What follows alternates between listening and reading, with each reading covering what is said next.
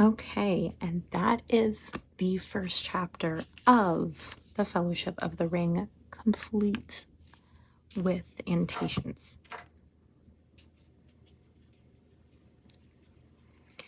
So we are going to go ahead and go over the annotations that I did real quick. So let's go ahead and go back.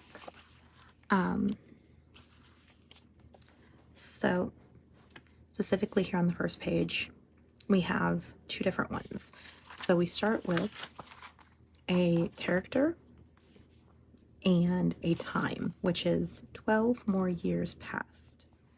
So we are talking about here about Bilbo Baggins. We're getting kind of a history, touching on what has already happened in The Hobbit a little bit.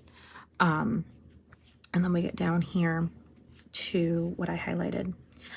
Bilbo and Frodo happen to have the same birthday, which is September 22nd. If you follow all of the things about us, everybody that celebrates his birthday, it's on September 22nd. So we also have at that time Frodo was still in his tweens, as the hobbits called the irresponsible 20s between childhood and coming of age at 33. So for hobbits, they come of age at 33. I'll fix it later. So, and then again, I have 12 more years passed from this particular section. So there's a lot of time passage in this book. I don't think a lot of people realize how much time actually happens between each sort of thing, especially before he even leaves the Shire. So the next one here is we start in on the people actually in The Hobbit. The first one we get is Ham Gamgee, which is Sam's father. He's also known as the Gaffer. So he was at the Ivy Bush, and I probably should mark that down because that is a place of interest, I'm sure. Okay.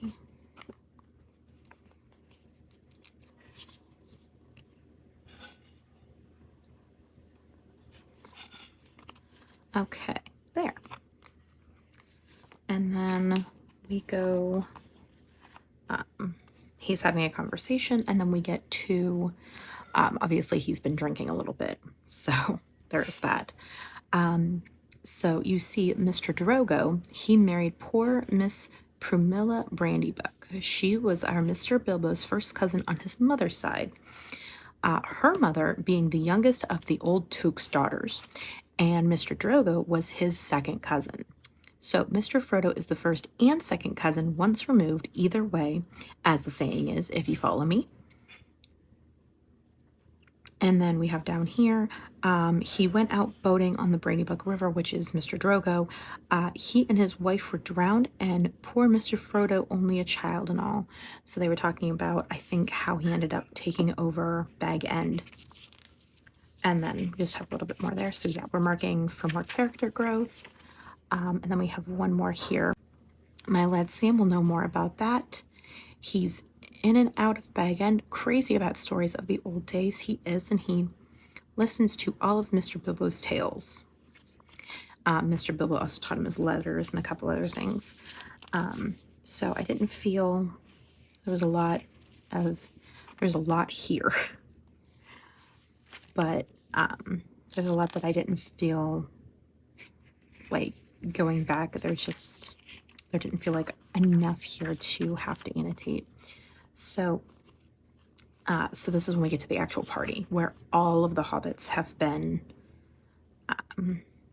called. Basically, they've been brought in, and they are named by last name. So there were Bagginsons, Boffins, and also many Tooks and Brandybucks. There were various Grubbs, relations of Bilbo Baggins' grandmother, and various Chubbs, connections of his Took grandfather, and a selection of Burrowses, Bulgers, Bracegirdles, Brockhouses, Goodbodies, Hornblowers, and Proudfoots.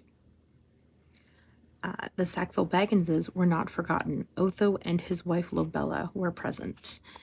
They are very not nice hobbits. Very greedy type people. So I have a note finally, a quote that I marked, so paper quotes. So we finally have a quote. So this is to do with,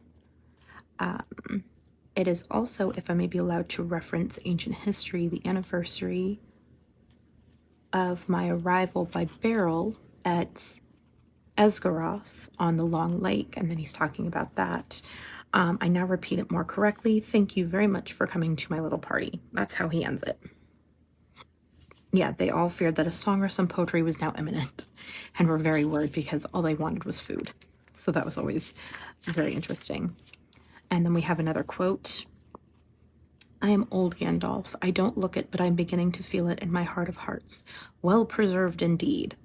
Why I feel all thin, sort of stretched, if you know what I mean, like butter that has been scraped over too much bread. And that was one of my favorite quotes because they used it to some variation in the movies. And I always thought that was very well written. So we have notes. Anything that has been written has marked with tan for notes.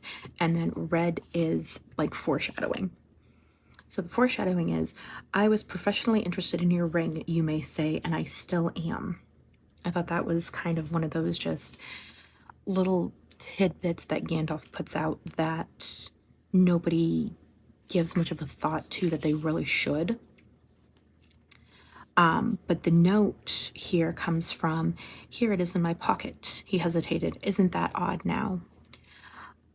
Bilbo's had this ring, 60 or 70 years. I put a note that said the ring knew to be parted from Bilbo might mean it would never do what it wanted, which was to get back to Sauron. And I have here somewhere, yes, here it is. I'm like, I knew I have another note about him worried about the.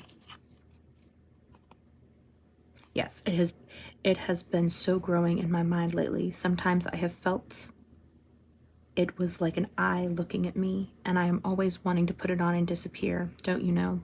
Or wondering if it is safe and pulling it out to make sure. I tried locking it up, but I found I couldn't resist. I couldn't rest with that in my pocket. I don't know why, and I don't seem to be able to make up my mind. Sauron is growing stronger, and so does the pull of the ring to its master, which is, I think, why he's feeling that, which is why he's like, I want to part with this. But even after so long, even after, keeping his mind for so long, you still hit a point where your mind isn't fully there. I'm not sure where I left off. I'm sorry. I got called away for something real quick. I think it was here. I am not trying to rob you, but to help you. I wish you would trust me as you used. He turned away and the shadow passed. He seemed to dwindle again to an old gray man, bent and troubled. I wanted to put a note there, but I figured just highlighting would be enough. It's just, I did a little bit of, like, everybody talks about the Silmarillion and the other works of Tolkien and mentions that Gandalf is actually something of like an angel. He's kind of an angel level if we had like ranks like we do, like angel, yeah. So he is more powerful than he lets on, but he isn't interested in being, he's not power hungry. So I didn't know how to like actually make that a note, so I gave up. So we have more character here. Bilbo chose his favorite stick from the stand, then he whistled. 3 dwarves came out of different rooms where they had been busy. We don't see that he leaves with anybody in the movie. He just goes by himself. So I found that very interesting that he is still, after 70 years, 60, 70 years, he is still being visited by the dwarves. I love that. And then I marked where the song is because it's one of my favorite things that the actor that plays Bilbo, I'm terrible at names, but when he sings this, I hear that every time I see this in this book. That's what I always hear, is him singing that from the movie, and that has to be one of my favorite parts, so I had to mark that. We don't have anything. major marked here, but I did just highlight. So Bilbo had left a list and like sticky taped things to certain items that were going to family and other hobbits in Hobbiton. So like this one is for Adelard Took, Dora Baggins, Milo Burrows. Oh, I missed one. Angela's use. That's from Uncle Bilbo, which I love that. And then they each got items. Collection of Hugo brace girdle. Lobella actually as a present on a, a case of silver spoons. Apparently, a good many of his spoons while he was on a way on his former journey, Lobelia knew that quite well. When she arrived later in the day, she took the point at once, but she also took the spoons. So apparently she had helped herself to his spoons when while he was away. So I thought I got a little bit of a chuckle out of that. So more character development. Again, this is just lots of touching on the Shire characters, and I really did like that he went very in depth. I think that is something that a lot of the time we miss out on. So old gaffer Gamgee got 2 sacks of potatoes, a new spade, a woolen waistcoat, and a bottle of ointment for creaking joints. Old Rory Brandybuck, in return for much hospitality, got a dozen bottles of old Wynyards, a strong red wine from the South Farthing, and now quite mature as it had been laid down from Bilbo's father. Rory quite forgave Bilbo and voted him a capital fellow after the first bottle. So I found that very awesome because hobbits, they want good food, good wine, good friends, but they're still like the like Otho and his wife, and even the other hobbits. Where was it? I should have probably marked it. A false rumor that the whole household was being distributed free spread like wildfire, and people just showed up at Bag End and it just broke out into a fight. So I think to a degree, yes, they are very prone to being greedy, but I don't think most of them do it in a mean way. But Otho and his wife, I think, are very, very obvious in their anger and their evil terms of greed. Otho would have been Bilbo's heir, but for the adoption of Frodo. The will clearly stated they had to have 7 different witnesses sign it in red ink specifically. So very obviously jealous and greedy hobbit. That's what I wrote for the note. And then you have down here, Lobelia was insulting Frodo. I did not know this. Why didn't you go too? You don't belong here. You're no Baggins. You're a Brandybuck. I did not know that until I read this.